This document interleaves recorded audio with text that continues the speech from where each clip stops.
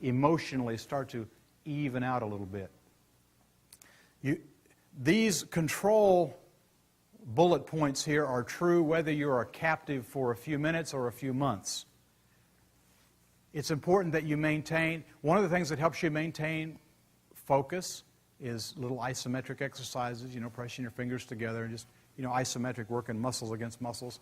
So you can do that quietly in place. You don't have to jump down and, start knocking out push-ups. Just little quiet isometric exercises, breathing, mental focus, prayer, meditation, that kind of thing. In the custodial stage, you need to try to establish some kind of a routine, because we are creatures of habit, most of us. And the more routine you can establish, the more normal things will be, and the more stable it will be for us emotionally, the more comfortable, I guess, it will be. Always try to relate at a personal level. My name is John. What's your name? Ahmed, Abdul, Raphael. Remember that time favors the hostage. I mentioned earlier about the possibility of drug or alcohol influence. One of the things related to this is that over time, the influence of drug and alcohol will diminish, and to the extent that their activities are excited by their diminished capacity due to alcohol or drugs, it is to that extent that they may become more rational as time goes on. So you see how that can work in your favor?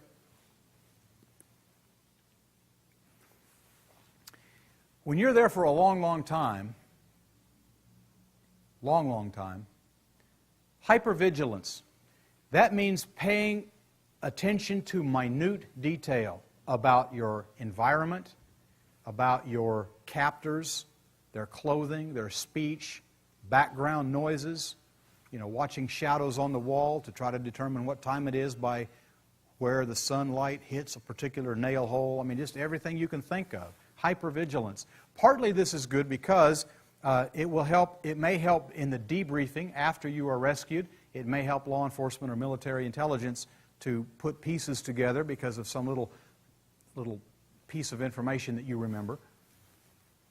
It certainly helps you to remain mentally alert. I remember one story of a POW in Vietnam who mentally built his dream home stick by stick, nail by nail. He just went through the process in exacting detail, built his entire house from soup to nuts, so to speak.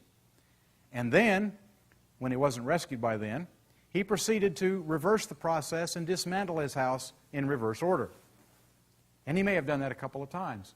But it was a mental game that he went through that helped him to keep mentally alert, mentally aware, and provided a distraction for him. Communication is important. We are, by nature, as humans, we are communicative.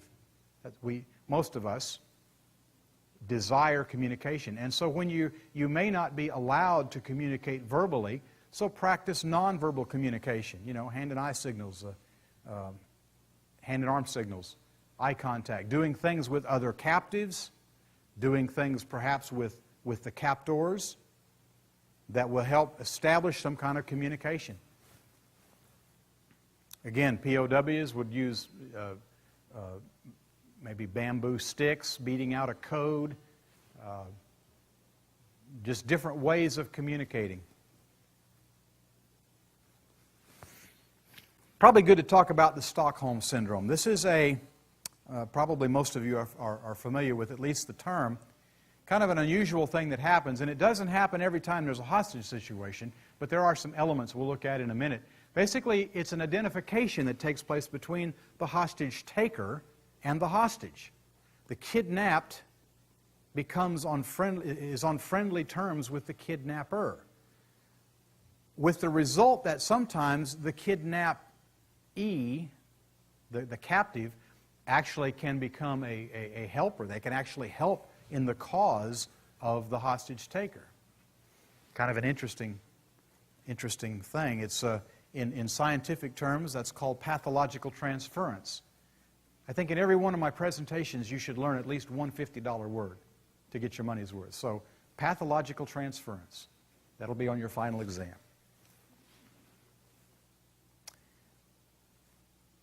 Rather than me read that to you, I'll just let you read that to yourselves. We got it? Good to go? Like this. Okay. Here's the factors that make the Stockholm Syndrome work. First of all, there's very little violence actually directed at the hostages themselves. This took place in the late 70s, 77, I think. Two guys robbed a bank in Stockholm, Sweden. And they had, I believe, 5 hostages, three gals and 2 guys, I believe. But there was very little violence directed at the hostages. The second thing was that very early on they began to establish, I think the thing lasted 6 days, they began to establish this communication, and they discovered certain mutual likes and dislikes and interests. And so there was that humanity link that occurred. Also, one of the things that happened was that the captors exhibited a high level of anxiety about being killed by a bad rescue attempt. You know, here's going to come the cops or the military, and they're going to hurt us all, and none of us want to be hurt. And so the captor took on sort of the guardian protector image in the minds of the captives. So what was good for him, saving his life, was also good for them, saving their life. You see how that kind of worked? And so they became dependent upon him, on them, the kidnappers, and their ability to negotiate with police so that nobody got hurt. And that kind of dependence helped to create this syndrome, and also the fact that everybody feared the tactics might go bad, or there was some kind of distrust of government, specifically the SWAT tactics. So all of those factors contributed to create this Stockholm Syndrome. As I said, there's a lot of role-playing that takes place. The captors and the captives both are expected to assume a certain role. You've got to be able to read. You've got to be able to know what your role is in the big play of life. In the example of the Lufthansa Flight 181 to Mogadishu, Captain Jürgen Schumann has had a history of, he was the only one killed in that hostage event. He had an airliner full of people. He's the only one killed. The reason, in retrospect, is because Captain Schumann was used to being in control. This was his ship. These were his passengers. They were his responsibility. And he was, by gosh, going to do whatever he could to protect them. It was difficult for him to play a subservient role to the hijackers. And so, even though he did comply to some extent, ultimately they got tired of his, always self-assertive command kind of influence.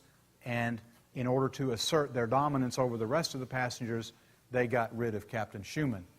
The cruise ship Achille Lauro, there was a single passenger. You may recall Leon Klinghoffer was about 64, 65 years old. He's in a wheelchair. What kind of possible threat is an old guy in a wheelchair to these terrorists, for crying out loud? Well, come to find out, old Leon was a little outspoken. Leon was Jewish. His captors were not Jewish, anti-Jewish. And Leon would argue with them. He was argumentative. He was non-compliant, and they finally had just about up to here with argumentative Leon, and they shot him and dumped him in his wheelchair over the ship. Now, it turns out that was a bad move from a public relations point of view. It's really hard to engender much credibility with your cause when you're dumping crippled, wheelchair-bound people over the side of the ship. But what's the two things that we see in common here? An assertiveness and in-your-face kind of willingness to be confrontive. In the Iranian embassy incident in London, Abbas Lavasani was Iranian. His captors were Iraqi. Anybody know about the history of Iran and Iraq? They've got a long history of getting along together, right? They work and play well with others. So anyway, this press attaché, Mr. Lavasani, was arguing the fine points of the Quran, discussing various interpretations, and this turned out not to be a good place to have a theological discussion. And after about 5 days, the terrorists realized that they felt that their sense of control of the situation was being challenged, and they decided somebody's got to go, and so Mr. Lavasani was shot and dumped off the porch as well. So, see the trend here? There's part of me is really, I like the in-your-face kind of, the cowboy way is to die with bullet holes in your front, not in your back. So you face the enemy. You at least get to die facing the enemy. Part of me says that's the way to go. And the other part of me says be very careful where you want to, what hill you want to die on. Be very careful where you want to pitch your tent. If you're going to fall on your sword, let's try to make it count for something. And so there is prudence, there is wisdom, there is discernment, there's all those kind of things which are difficult to pull together in a high anxiety, emotional situation. But it's easy for me to say that standing up here in the quiet comfort of this auditorium. But in the back of your mind, try to refrain from theological or political discussions with your captors. It usually does not work well in your favor. The Stockholm Syndrome can work to your advantage if you understand how this works. Brigadier General James Dozier was in Verona, Italy, was kidnapped by members of the Red Brigade. He was handcuffed to a cot, kept 6 weeks. Over time, realizing the delicate situation in which he finds himself, General Dozier works to establish this rapport with his captors. They talk about family things. They talk about music. In fact, he even gets them to change the music that they're playing to something more suitable to him.